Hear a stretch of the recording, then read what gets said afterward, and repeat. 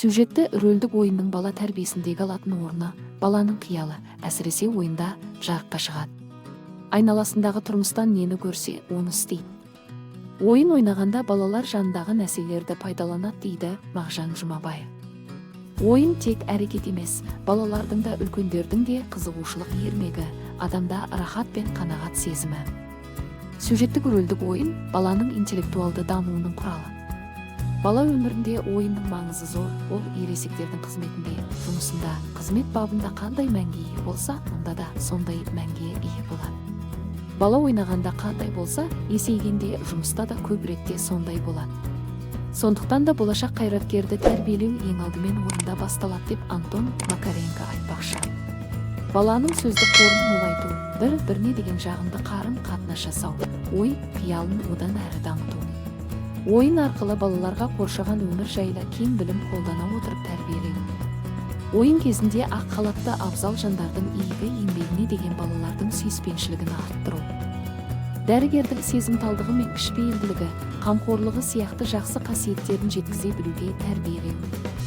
Сюжеттік рөлдік ойынның басты ерекшелігі импровизация, яғни балада ойын алдын ала жоспар құрып, болжамай, оның желісімен ешкіммен бөліспей кенеттен тұтқиылдан туындауы мүмкіндігі.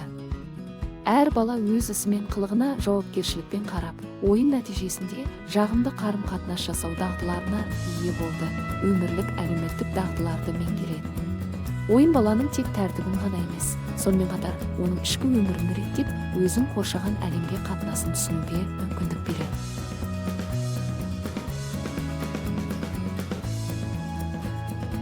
Бүгінгі таңда балалардың сюжеттік ойындарын белгілеу үшін әртүрлі терминдер қолданылады. Шығармашылық, сюжеттік рөлдік және әуесқой. Сюжеттік рөлдік ойын сюжет, мазмұн, рөл құрылымдық компоненттеріне ие.